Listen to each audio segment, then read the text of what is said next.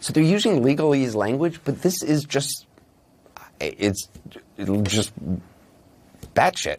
Excuse me. I actually didn't mean to say that. It's insane.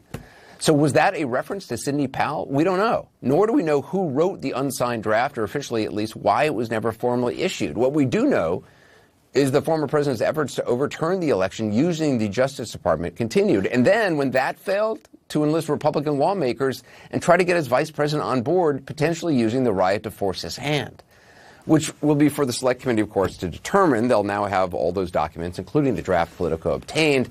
They've already subpoenaed Powell, Flynn, and Rudy Giuliani. They're also seeking to talk to Ivanka Trump. And that's all on top of all the other legal setbacks for the former president in what has been a very consequential week. The House. Pass the Senate along. I think Speaker Pelosi made clear she wants to move it forward. So we're eager. The president's eager to have it signed. Okay. Sorry, I got to wrap it up, guys. You guys got to gather. I'll see you soon. Does the president like meatloaf? I don't.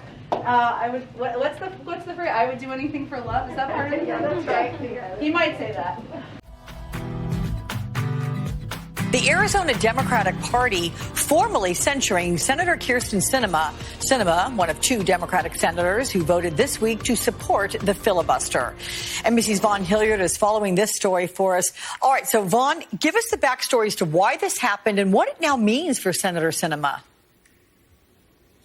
You know, the actual Arizona Democratic Party, Alex, they set up this potential vote that happened here just in the last hour all the way back in October when the full Arizona Democratic Party State Committee, this is a group of several hundred local Arizona Democratic Party activists, voted on this particular measure. And what that said was that if Senator Sinema were to essentially hold up potential voting rights legislation, that they would then call on the executive committee of the Arizona Democratic Party this January, which is today, to vote to censure her. Of course, what we saw last week was that Senator Sinema did just that, voting alongside West Virginia Senator Joe Manchin to not kill the filibuster in order to pass these key pieces of federal voting rights legislation. Of course, her counterpart, fellow Arizona Democratic Senator Mark Kelly, he did vote to carve out and make this exception for voting rights legislation. I want to let you read part of the statement from Arizona Democratic Party Chairwoman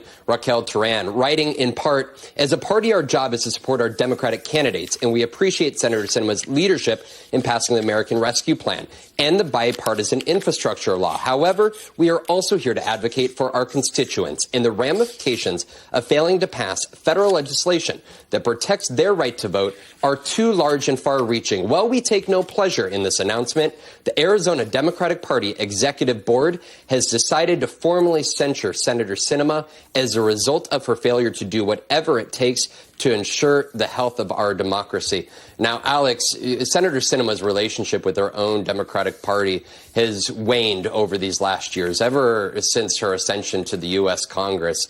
You'll recall when she was in the Arizona legislature, she was really the key voice, the progressive voice for Arizona Democrats. She was the one who you heard in the media most often. She was the loudest voice on the floor of the Arizona legislative chambers there. But what has happened here in the years since, you know, and you saw it in her 2018 campaign for the U.S. Senate, where she campaigned as this Arizona independent, kind of in the mold of John McCain. And ever since then, she's really separated herself from Arizona Democratic Party events, not appearing as at many party activities.